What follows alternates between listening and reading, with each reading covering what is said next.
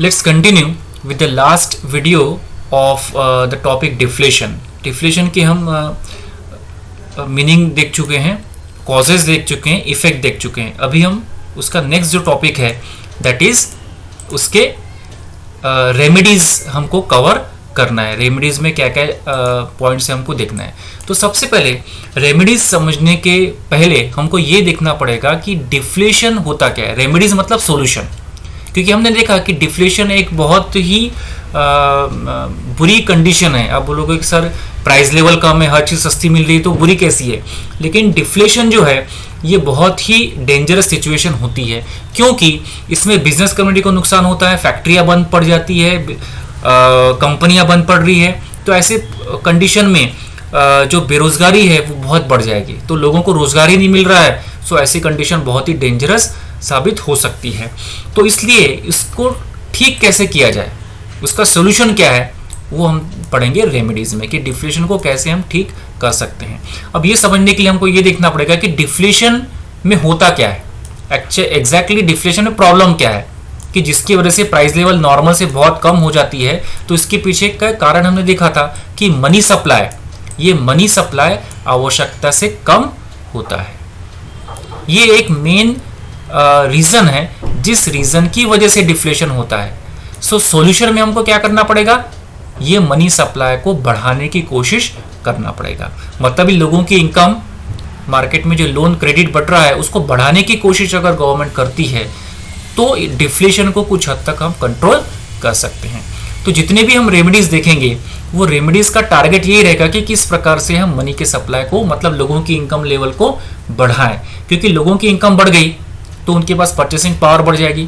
Purchasing power बढ़ गई तो जो डिमांड बहुत कम है अभी डिफ्लेशन के दौरान मार्केट में, वो डिमांड क्या हो जाएगी, बढ़ जाएगी. डिमांड बढ़ जाएगी तो जो कंपनियां हैं वो कंपनी को प्रॉफिट हो जाएगा और वहां पर लोगों को रोजगार मिलने लग जाएगा. इस प्रकार की एक चेन, मनी सप्लाई की वजह से डिमांड बढ़ जाएगी, डिमांड की वजह से फिर रोजगार बढ़ जाएगा, ऐसी कंडीशन आ सकती है. सो डिफ्लेशन की रेमेडीज में हमको यही देखना है. तो 3 प्रकार के रेमेडीज यहाँ पर बताए जाते हैं. एक तो monetary policy, fiscal policy and other measures. अब वन बाय वन हम इसको डिटेल में देखेंगे. सबसे पहले monetary policy.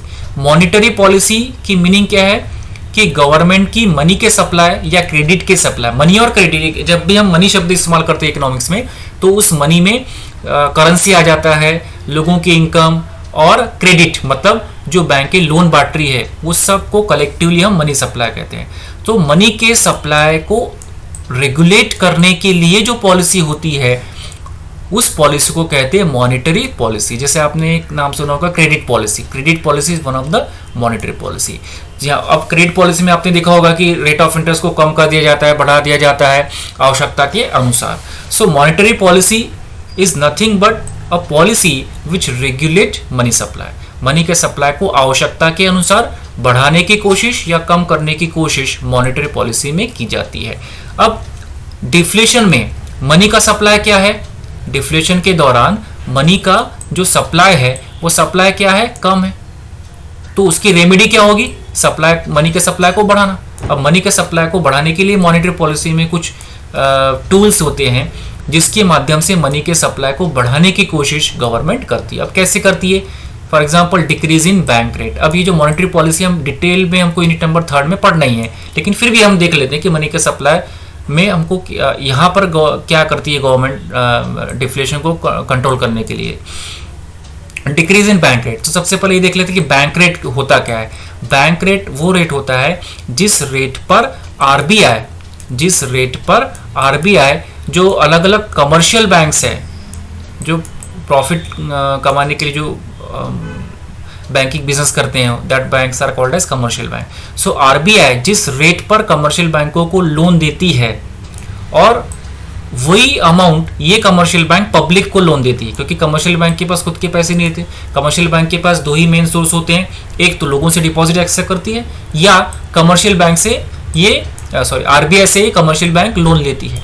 So RBI generally क्या होता है, कमर्शियल बैंक आरबीआई से फॉर एग्जांपल 3% के हिसाब से लोन लिया है, मतलब आरबीआई ने जो कमर्शियल बैंकों को 3% के हिसाब से लोन दिया है. अब इनके पास ये जो पैसा आ गया है ठीक है, किसके पास, कमर्शियल बैंक के पास पैसे आ गए, 3% के हिसाब से लोन ले लिया है कमर्शियल बैंक ने, किससे, आरबीआई से।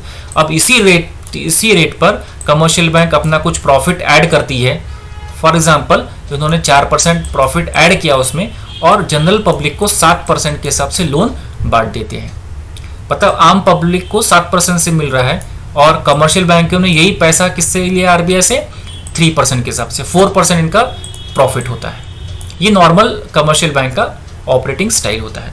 अब इसमें डिक्रीज करना जरूरी है, क्योंकि ये जो 7% है, ये गवर्नमेंट देख रही है कि 7% में भी कोई लोन नहीं ले रहा है, मार्केट में मनी का सप्लाई बहुत कम हो गया है। सो आरबीआई क्या बोलेगी कि हम 3% के हिसाब से आपको दे रहे थे, अभी हम आपको 1% के हिसाब से कम कर रहे हैं, मतलब अभी आपको 2% के हिसाब से हम लोन देंगे। अब पहले कमर्शियल बैंक को 3% देना पड़ रहा था, अभी 2% देना पड़ रहा है। इसमें 4% ऐड करके अभी वो कितने में बेचे लोगों को लोन देंगे, 6% के, मतलब 1% ब्याज क्या हो गया, कम हो गया। तो 1% ब्याज कम होना, जब आप लाखों में जब लोन लेते हैं तो उसकी अमाउंट बहुत सिग्निफिकेंट हो जाती है। सो इस प्रकार से लोन कम करने की वजह से लोन लेने वालों की संख्या बढ़ जाएगी, तो ऑटोमेटिकली क्रेडिट सप्लाई मार्केट में क्या हो जाएगा, बढ़ जाएगा। तो जैसे घर पे लोन लिया जाता है, वैसे इंडस्ट्रीज को लोन दिया जाता है, तो ज़्यादा इंडस्ट्रीज लोग लोन लेंगे, फैक्ट्रियाँ बढ़ेंगी, प्रोडक्शन बढ़ेगा। तो ये रेट ऑफ इंटरेस्ट कम करने से हम डिफ्लेशन को कंट्रोल में कर सकते हैं, क्योंकि ज़्यादा अगर फैक्ट्री ओनर लोन ले रहे हैं, इसी का मतलब फैक्ट्रियाँ चलेगी, लोगों को काम मिलेगा और प्रोडक्शन बढ़ेगा, वहाँ पे काम करने लोगों को सैलरी मिलेगी, वेजेस मिलेंगे, तो इनकम लेवल बढ़ जाएगी। सो इस प्रकार से रेट ऑफ इंटरेस्ट को कम करना ये तरीका हो सकता है to control deflation. Then open market operation, ये एक तरीका होता है। ओपन मार्केट ऑपरेशन में आरबीआई मॉनिटर करती है कि पूरे मार्केट में, ठीक है, फॉर एग्जांपल ये मार्केट है, यहाँ पर कमर्शियल बैंक है, यहाँ पर पब्लिक है, यहाँ पर इन्वेस्टर्स है, ऐसे अलग अलग लोग हो सकते हैं जिनके पास पैसे हैं। अब आरबीआई ये देख रही है कि ऑलरेडी मार्केट में मनी का जो सप्लाई है वो आवश्यकता से कम है, इसको बढ़ाना जरूरी है। सो आरबीआई ऐसे समय में ओपन मार्केट ऑपरेशन में कुछ डिवाइसेस उनके पास होते हैं कि पहले उन्होंने इनसे कुछ लोन लिया होगा, सो ऐसे समय में वो ज़्यादा ब्याज पर उनको पैसे वापस सेल कर देगी अपनी securities, so as to increase the availability of money in the market. तो इस तरीके से हो सकता है। इसको हम डिटेल में जब हम थर्ड यूनिट देखेंगे तब स्टडी करेंगे, इसलिए हम यहाँ पर ज़्यादा टाइम इस पर नहीं लेंगे। Changes in CRR and SLR, cash reserve ratio and statutory liquidity ratio. अब इसमें क्या होता है कि आरबीआई हर जो कमर्शियल बैंक है उनके लिए नियम बनाती है कि उनको आरबीआई के जो नियम है उनका पालन करना आवश्यक होता है, और उसके जो पालन नहीं करता है उसका आरबीआई लाइसेंस कैंसिल कर सकती है। तो ऐसे में एक नियम उनके पास है आरबीआई के पास, CRR, कैश रिजर्व रेशियो।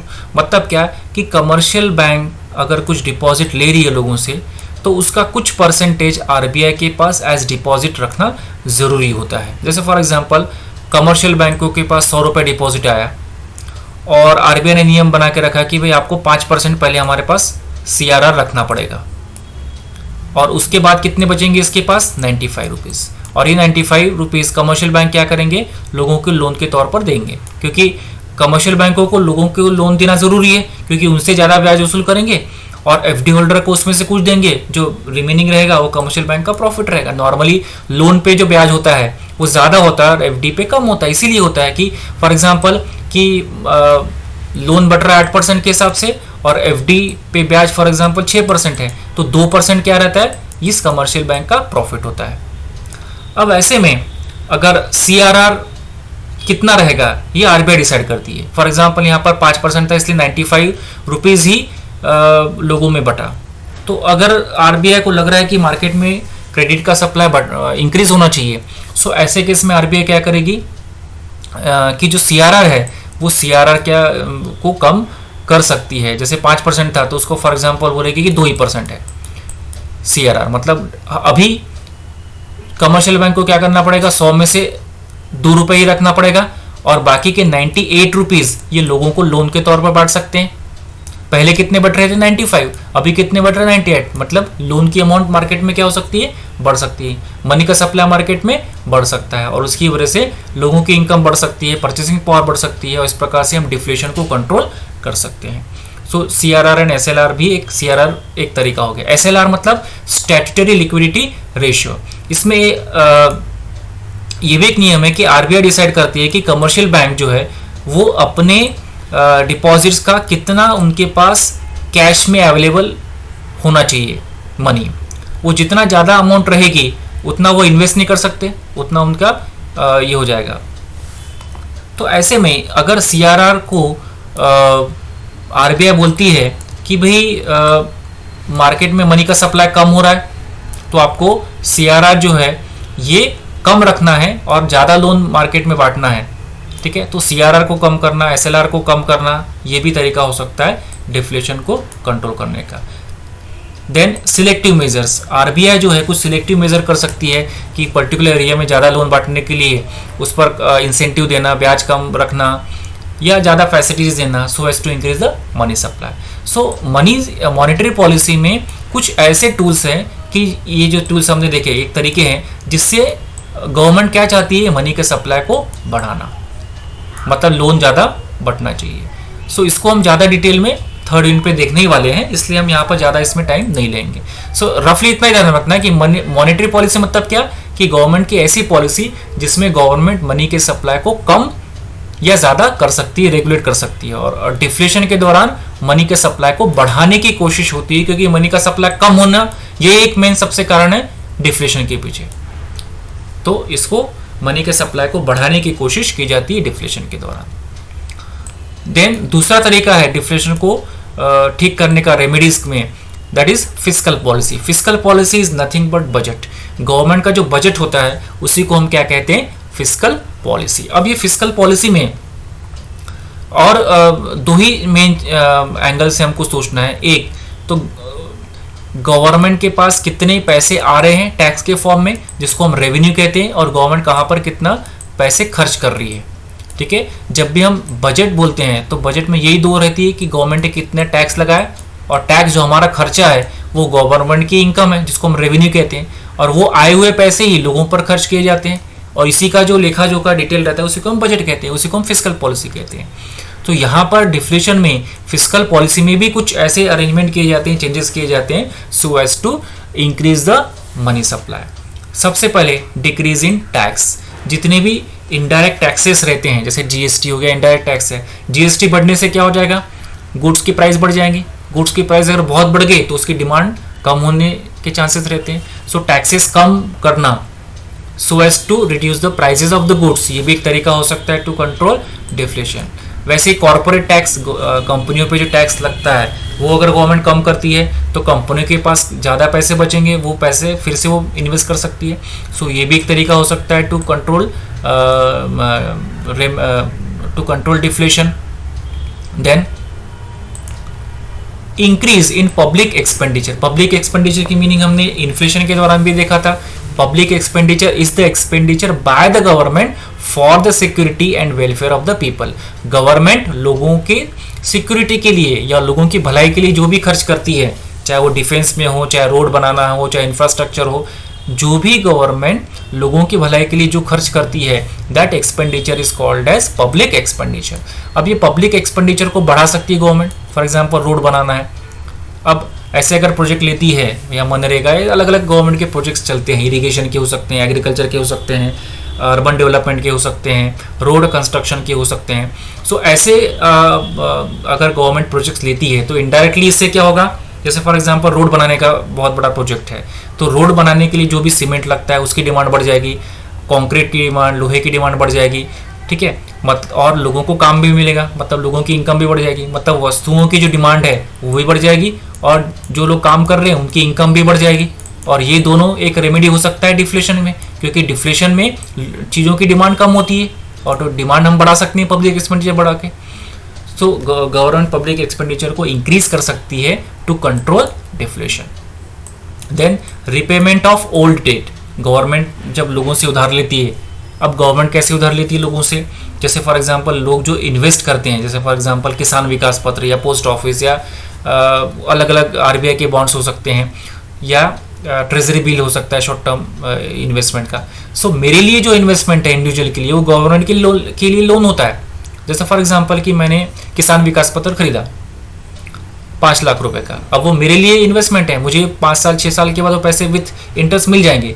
लेकिन गवर्नमेंट के एंगल से सोचे तो गवर्नमेंट ने मेरे से लोन लिया है, वो जो पैसे हैं वो गवर्नमेंट को मुझे लौटाना है। तो जब लौटाएगी गवर्नमेंट डिफ्लेशन के दौरान, सो नेचुरली मेरी परचेसिंग पावर बढ़ जाएगी, उससे डिमांड बढ़ सकती है और हम डिफ्लेशन को कंट्रोल कर सकते हैं। देन अदर मेजर्स, और भी तरीके हो सकते हैं जिन तरीके से हम डिफ्लेशन को कंट्रोल कर सकते हैं। For example regulation of production अगर बहुत ज़्यादा हो रहा है, आवश्यकता से ज़्यादा हो रहा है, तो इसमें गवर्नमेंट ऐसी कोशिश कर सकती है कि किस प्रकार से हम इसको कंट्रोल में रखें, कम प्रोडक्शन करें, क्योंकि ज़्यादा प्रोडक्शन और सप्लाई जब होता है तो भी डिफ्लेशन रिजल्ट हो सकता है।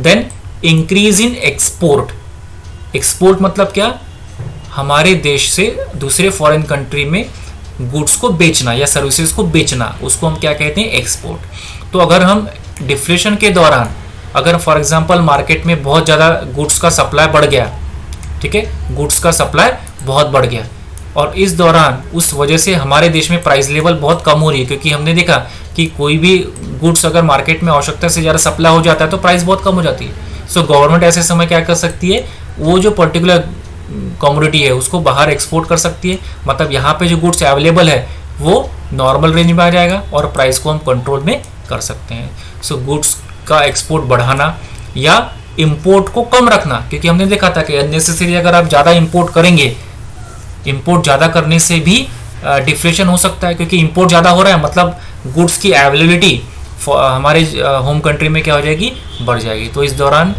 जो इंपोर्ट है उसको कम रखना और एक्सपोर्ट को बढ़ाना, ये भी तरीका हो सकता है to control deflation. So overall deflation की रेमेडीज में हमको यही देखना है कि किस प्रकार से हम मनी के सप्लाई को बढ़ाएं, किस प्रकार हम जो एक्सेस प्रोडक्शन या एक्सेस सप्लाई हो रहा है उसको कम करें, किस प्रकार से हम टैक्स को कम रखें, ठीक है। ये 3 एंगल से हमको रेमेडीज के बारे में देखना है। सो अभी तक हमने क्या देखा, डिफ्लेशन की मीनिंग, डिफ्लेशन के causes, effect and remedy. Deflation की मीनिंग हमने क्या देखा, डिफ्लेशन की मीनिंग हमने क्या देखा, just fall in the price level, general price level का कम होना, और उसी को हमने क्या कहा था, वैल्यू ऑफ मनी को बढ़ जाता है। यहाँ पर इनकम कम हो जाती है, डिमांड कम हो जाती है, एम्प्लॉयमेंट कम हो जाता है। देन यहाँ पर और क्या होता है, मनी का सप्लाई कम रहता है, वस्तुओं की डिमांड कम होती है, एम्प्लॉयमेंट कम, नेचुरल कारण की वजह से भी हो सकता है। बाद में हमने उसके कॉजेज देखा था डिफ्लेशन में, मनी सप्लाई का कम होना एक मेन कारण है, नेचुरल कारण की वजह से हो सकता है, ओवर वैल्यूएशन ऑफ करेंसी हो सकता है, मतलब होम करेंसी का हो सकता है ओवर वैल्यूएशन, इम्पोर्टेड डिफ्लेशन की वजह से हो सकता है, स्पेकुलेशन, एक्सेस प्रोडक्शन, इन सब कारणों की वजह से डिफ्लेशन हो सकता है।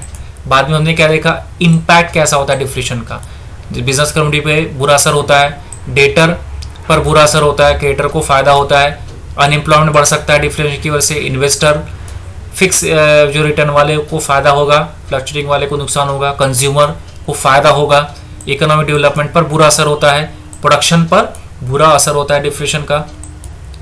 Remedies, monetary policy, fiscal policy, other measures. Monetary policy में बैंक रेट को कम कर दिया जाता है, open market operation, CRR SLR को कम कर दिया जाता है। Then selective measures, fiscal policy में टैक्स को कम करने की कोशिश होती है, पब्लिक एक्सपेंडिचर को बढ़ाने की कोशिश होती है, ओल्ड डेट्स को रीपेमेंट करने की कोशिश होती है, प्रोडक्शन को कम करने की कोशिश हो सकती है, एक्सपोर्ट को बढ़ाने की कोशिश हो सकती है और इंपोर्ट को कम करने की कोशिश हो सकती है to control deflation. Next video में हम इन्फ्लेशन और डिफ्लेशन दोनों की कंपैरिजन देखेंगे, so as to avoid any kind of confusion, कि अभी तक हमने इन्फ्लेशन और डिफ्लेशन ये 2 ही टॉपिक है यूनिट नंबर 2 में और दोनों ही बहुत इजी है, बेस इसका अगर समझ गया तो दोनों में कंफ्यूजन नहीं होगा। सो नेक्स्ट वीडियो में हम इन्फ्लेशन और डिफ्लेशन में क्या बेसिक डिफरेंस है वो भी हम समझ लेंगे।